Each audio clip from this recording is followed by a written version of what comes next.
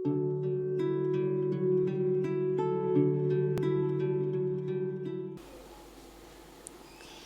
शांति। 6 अक्टूबर 2021। आज की साकार मुरली। शिव बाबा कहते, मीठे बच्चे, इस पुरानी दुनिया से बेहद के वैरागी बनो, क्योंकि बाप तुम्हारे लिए नया स्वर्ग रूपी घर बना रहे हैं।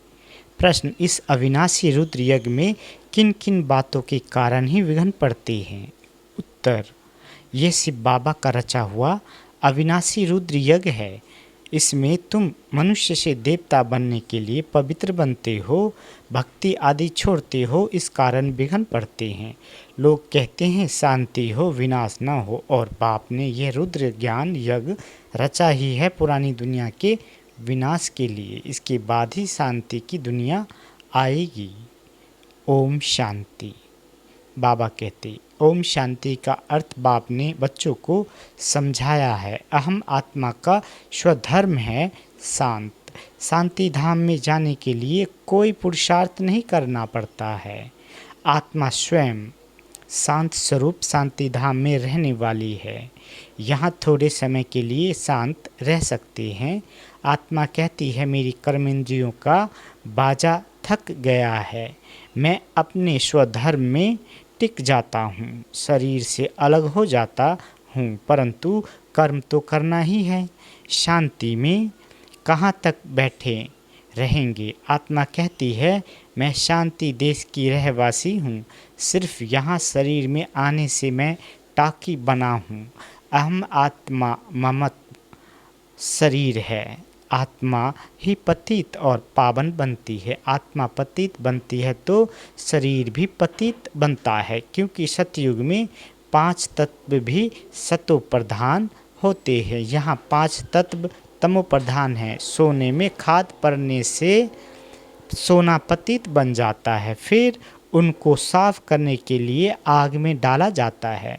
उनको योग अग्नि नहीं कहा जाता, योग अग्नि भी है जिससे पाप जलते हैं। बाबा कहते, आत्मा को पतित से पावन बनाने वाला परमात्मा है। नाम ही एक का है। बुलाते हैं, हे पतित पावन आओ। ड्रामा प्लान अनुसार सबको पतित तमो प्रधान बनना ही है। ये झाड़ है ना, उस झाड़ का बीज नीचे रहता है, इसका बीज ऊपर में है। बाप को जब बुलाते हैं तो बुद्धि ऊपर चली जाती है, जिससे तुम वर्षा ले रहे हो। वह अब नीचे आया हुआ है। कहते हैं, मुझे आना पड़ता है। मेरा जो ये मनुष्य सृष्टि का झाड़ है, ये अनेक वैरायटी धर्मों का है। अब वह तमो प्रधान पति जर्जरीभूत अवस्था को पाया हुआ है। बाप बैठ बच्चों को समझाते हैं। सतयुग में पहले पहले होते हैं देवी देवताएं, अब कलयुग में हैं असुर। बाकी असुर और देवताओं की लड़ाई लगी नहीं। तुम इन आसुरी 5 विकारों पर योग बल से जीत पाते हो। बाकी कोई हिंसक लड़ाई की बात नहीं।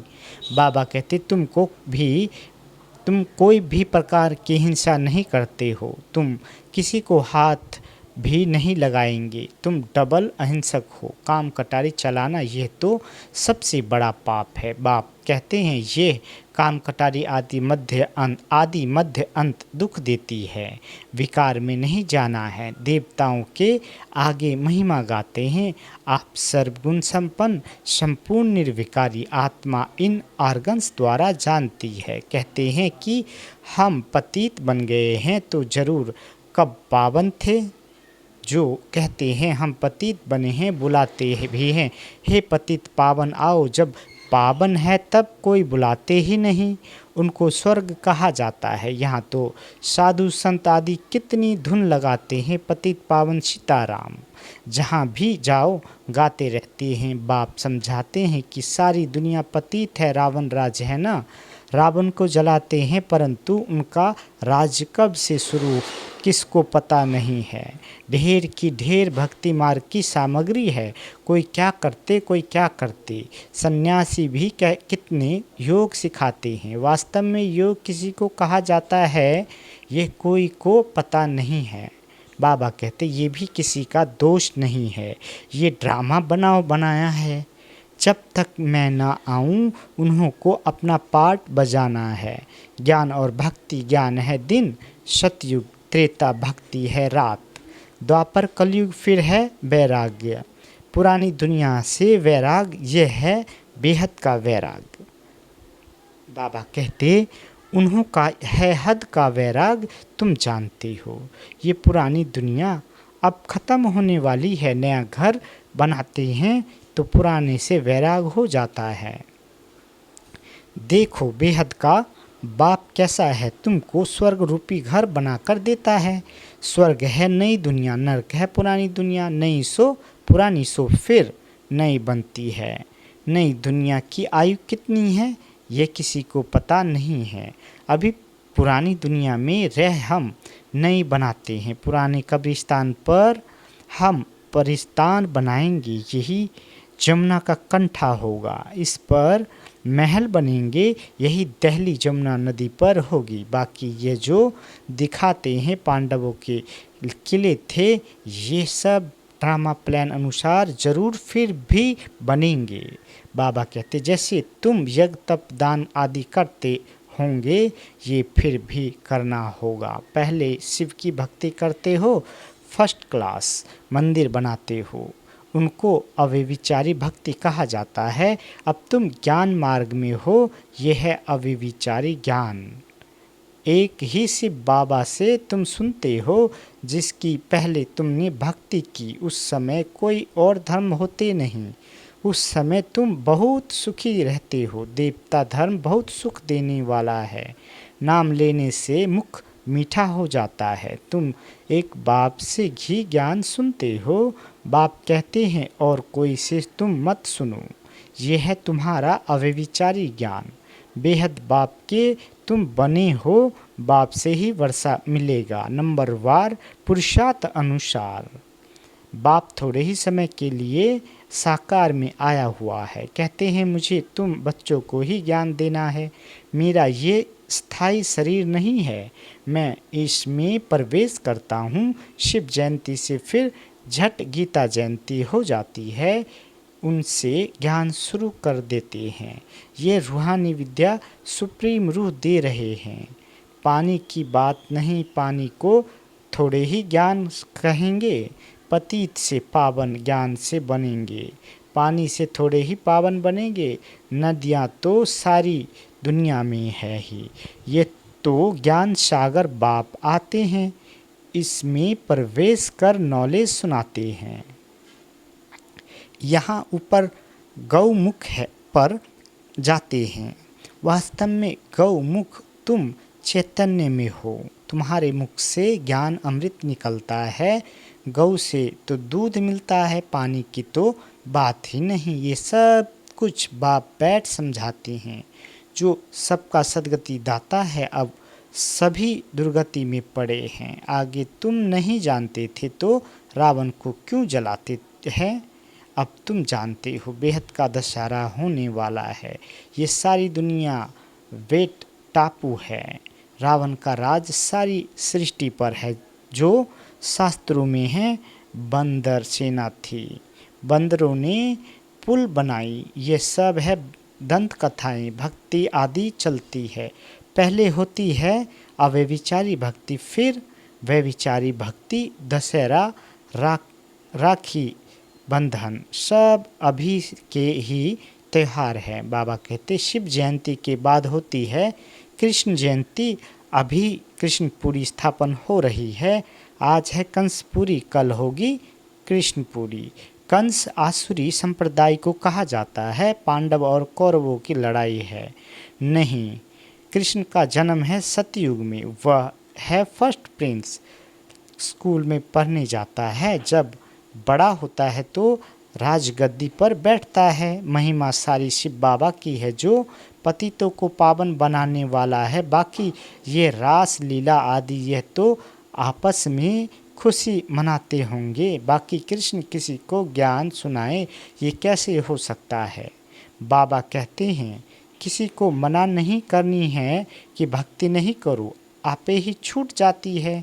भक्ति छोड़ते हैं, विकार छोड़ते हैं, इस पर ही हंगामा होता है। बाबा ने कहा है, मैं रुद्र यज्ञ रचता हूँ। इसमें आशुरी संप्रदाय के विघ्न पड़ते हैं। यह है शिव बाबा का बेहद का यज्ञ, जिससे मनुष्य से देवता बनते हैं। गाया हुआ है, ज्ञान यज्ञ से विनाश ज्वाला प्रकट हुई।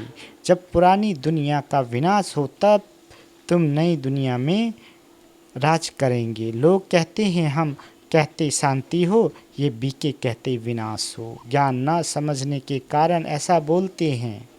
बाप समझाते हैं, ये सारी पुरानी दुनिया इस ज्ञान यज्ञ में स्वाहा हो जाएगी। पुरानी दुनिया को आग लगने वाली है। नेचुरल कैलेमिटी आएगी। सरसों मुआफिक सब पिस कर ख़त्म हो जाएंगे। बाकी कुछ आत्माएं बच जाएंगी। आत्मा तो अविनाशी है। अब बेहद की होलिका होनी है, जिसमें शरीर सब खत्म हो जाएंगे। बाकी आत्मा पवित्र बनकर चली जाएगी। आग में चीज़ शुद्ध होती है। हवन करते हैं शुद्धता के लिए। वह सब है जिस्मानी बातें। अब सारी दुनिया स्वाहा होने वाली है। विनाश के पहले जरूर स्थापना होनी चाहिए। किसी को समझाओ, पहले स्थापना फिर विनाश। ब्रह्मा द्वारा स्थापना, प्रजापिता मशहूर है। आदि देव आदि देवी जगत अम्बा के लाखों मंदिर है। कितने मेले लगते हैं। तुम हो जगत अम्बा के बच्चे। ज्ञान ज्ञानेश्वरी फिर बनेंगी राजेश्वरी। तुम बहुत धनवान बनते हो। फिर भक्ति मार्ग में लक्ष्मी से दीपमाला पर विनाशी धन मांगते हैं। यहाँ तुमको सब कुछ मिल जाता है। आयुष्मान भव, पुत्रवान भव। वहाँ 150 वर्ष आयु रहती है। यहाँ तुम जितना योग लगाएंगे उतनी आयु बढ़ती जाएगी। तुम ईश्वर से योग लगाकर योगेश्वर बनते हो। बाप कहते हैं, मैं धोबी हूँ, सब मूत पलिती आत्माओं को साफ करता हूँ, फिर शरीर भी शुद्ध मिलेगा। मैं सेकंड में दुनिया के कपड़े साफ कर लेता हूँ। सिर्फ मन मना भवा होने से आत्मा और शरीर पवित्र बन जाएगी। छू मंत्र हुआ ना। बाबा कहते, सेकंड में जीवन मुक्ति कितना सहज उपाय है। चलते फिरते सिर्फ बाप को याद करो और कोई जरा भी तकलीफ़ नहीं देता हूँ। अब तुम्हारी एक सेकंड में चढ़ती कला होती है। बाप कहते हैं, मैं तुम बच्चों का सर्वेंट बनकर आया हूँ। तुमने बुलाया है, हे पतित पावन, आकर हमको पावन बनाओ। तो सर्वेंट हुआ ना। जब तुम बहुत पतित बनते हो तो ज़ोर से चिल्लाते हो। अब मैं आया हूँ। मैं कल्प कल्प आकर बच्चों को मंत्र देता हूँ कि मुझे याद करो। मन मना भव का अर्थ भी ये है। फिर विष्णुपुरी का मालिक बनेंगे। तुम आए हो विष्णुपुरी का राज लेने। रावणपुरी के बाद है विष्णुपुरी, कंसपुरी के बाद है कृष्णपुरी। कितना सहज समझाया जाता है। बाप कहते हैं, इस पुरानी दुनिया से सिर्फ ममत मिटा दो। अब हमने 84 जन्म पूरे किए हैं। ये पुराना चोला छोड़ हम जाएंगे नई दुनिया में। याद से ही तुम्हारे पाप कट जाएंगे। इतनी हिम्मत करनी चाहिए। अच्छा, मीठे मीठे सिकीले दे बच्चों प्रति माता पिता बाप दादा का याद प्यार और गुड मॉर्निंग। रूहानी बाप की रूहानी बच्चों को नमस्ते। हम रूहानी बच्चों की रूहानी माता पिता बाप दादा को याद प्यार, गुड मॉर्निंग और नमस्ते। मीठे बाबा नमस्ते। धारणा के लिए मुख्य सार। पहला, मुख से सदैव ज्ञान अमृत निकालना है। ज्ञान से ही सबकी सद्गति करनी है। एक बाप से ही ज्ञान सुनना है, दूसरों से नहीं। दूसरा, चढ़ती कला में जाने के लिए चलते फिरते बाप को याद करने का अभ्यास करना है। इस पुरानी दुनिया, पुराने चोले से ममत मिटा देना है। बाबा वरदान देते, एक ही रास्ता और एक से रिश्ता रखने वाले संपूर्ण फरिश्ता भव। बाबा कहते, निराकार व साकार रूप से बुद्धि का संग व रिश्ता एक बाप से पक्का हो तो फरिश्ता बन जाएंगे। जिनके सर्व संबंध व सर्व रिश्ते एक के साथ है वही सदा फरिश्ते हैं। जैसे गवर्नमेंट रास्ते में बोर्ड लगा देती है कि यह रास्ता ब्लॉक है, ऐसे सब रास्ते बंद कर दो तो बुद्धि का भटकना छूट जाएगा। बाप दादा का यही फरमान है कि पहले सब रास्ते बंद करो, इससे सहज फरिश्ता बन जाएंगे। स्लोगन: सदा सेवा की उमंग उत्साह में रहना यही माया से सेफ्टी का साधन है।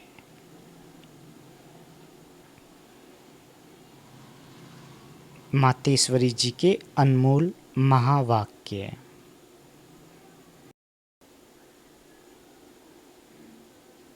मम्मा कहते, निरंतर ईश्वरीय याद की बैठक। अब जब परमात्मा की याद में बैठते हो तो बैठने का मतलब क्या है? हमें सिर्फ परमात्मा की याद में बैठना नहीं है, परंतु अपनी ईश्वरीय याद तो नित्य चलते फिरते हर समय करनी है, और याद भी उस वस्तु की रहती है जिसका परिचय हो। उसका नाम रूप क्या है? अगर हम कहें ईश्वर नाम रूप से न्यारा है तो फिर किस रूप को याद करें? अगर कहें ईश्वर सर्वव्यापी है तो उनकी व्यापकता तो सर्वस्त्र हो गई, तो फिर याद किसको करें? अगर याद शब्द है तो अवश्य याद का रूप भी होगा। याद का मतलब है एक याद करने वाला, दूसरा जिसको याद करते हो तो ज़रूर याद करने वाला उनसे भी भिन्न है, तो फिर ईश्वर सर्वव्यापी नहीं ठहरा। अगर कोई कहे हम आत्माएं परमात्मा की अंश है तो क्या परमात्मा भी टुकड़ा टुकड़ा होता है? फिर तो परमात्मा विनाशी ठहरा, उनकी याद भी विनाशी हुई। अब इस बात को लोग नहीं जानते, परमात्मा भी अविनाशी है। हम उस अविनाशी परमपिता परमात्मा की संतान, आत्मा भी अविनाशी है। मम्मा कहते, तो हम वंश ठहरे ना कि अंश। अब ये चाहिए नॉलेज जो परमात्मा स्वयं आकर हम बच्चों को देते हैं। परमात्मा के हम बच्चों के प्रति महावाक्य हैं। बच्चे, मैं जो हूँ जैसा हूँ उस रूप को याद करने से तुम मुझे अवश्य प्राप्त करोगे। अगर मैं दुख सुख से न्यारा पिता सर्वव्यापी होता तो फिर खेल में सुख दुख नहीं होता, तो मैं सर्वव्यापी नहीं हूँ। मैं भी आत्मा सहस्व आत्मा हूँ, लेकिन सर्व आत्माओं से मेरे गुण परम है, इसलिए मुझे परम आत्मा अर्थात परमात्मा कहते हैं। अच्छा, ओम शांति।